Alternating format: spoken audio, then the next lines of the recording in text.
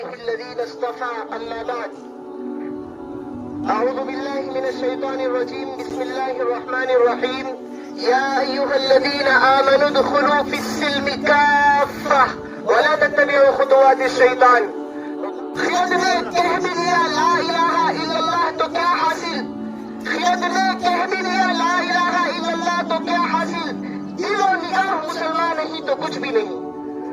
محترم سامعین اکرام، اس بات کو یاد رکھیے، اسلام کے دو حصے ہیں.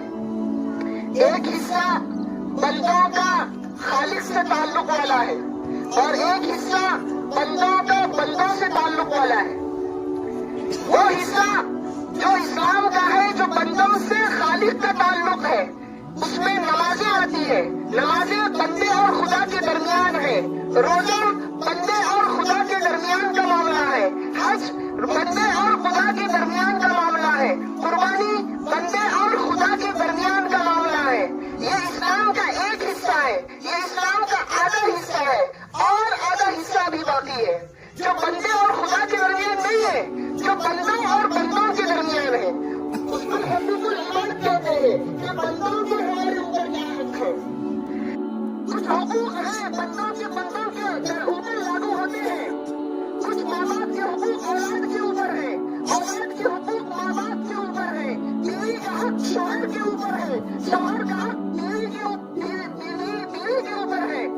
بہنوں کا حق بھائی کے اوپر ہے، بھائیوں کا حق بہنوں کے اوپر ہے. ایک پڑوسی کا حق دوسرے پڑوسی پر ہے، ایک مسلمان کا حق دوسرے مسلمان پر ہے.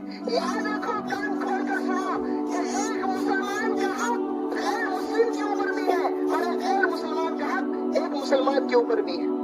اللہ فرماتا ہے اگر میرے حقوق میں کمی کوتاہی ہوگی تو یہ میرے اور تیرے درمیان کا معاملہ ہے، میں معاف بھی کر دوں. لیکن بندوں کے حقوق میں کمی کوتاہی ہوگی تو یاد رکھیے جب تک بندہ معاف نہیں کرے گا اس وقت تک اللہ معاف کرنے والا نہیں ہے. سنجیدگی سے سمجھیے، سیریسلی لیجیے اس بات کو. اللہ بھی اپنا ہاتھ اٹھاتا ہے بندوں کے حقوق کو معاف کرنے سے. آج ہم میں کتنے ایسے بھائی لوگ ہیں جو بہنوں کو حق نہیں دیا ان کا وراثت میں سے، اور ابھی تک ایسے ہی ہے. یاد رکھیے، لاکھ نمازیں ہوں گی، لاکھ حج ہوں گے ہمارے، لاکھ روزے ہوں گے ہمارے، اگر کل کے دن وہ بہن پوچھیں بھائی کو کہ میرا حق میرے باپ نے چھوڑ رکھا تھا لیکن تم نے میرا حق مجھے نہیں دیا، اس وقت ہم جواب دینے کے لیے بالکل بھی ہمارے پاس کوئی عذر نہیں رہے گا. آج بہنوں پہ ظلم ہو رہا ہے، بھائیوں کا حق دینے کے لیے تیار نہیں ہے.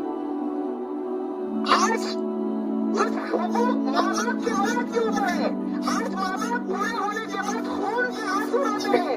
اولاد ایک مرتبہ محبت سے بات کر لے، اولاد ایک مرتبہ محبت سے بات کر لے، ایک مرتبہ پوچھ لے جھوٹے ہوں کہ ابا کھانا کھائے یا نہیں کھائے، کھانا کھا لو، ابا گولی کھائے دوائی کھائے یا نہیں کھائے، دوائی گولی کھا لو. لیکن کوئی پوچھنے کے لیے تیار نہیں ہے.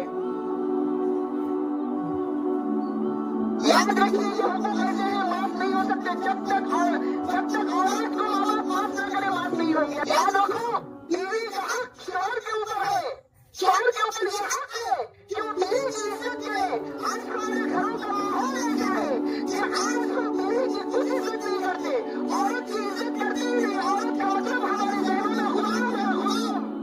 میرے بھائیوں، یہ جوانی چند دنوں کی ہے، اپنے ذہنوں میں بٹھا لو ہم سے آزاد پیدا نہیں ہوئے، ہم اللہ کے غلام ہیں.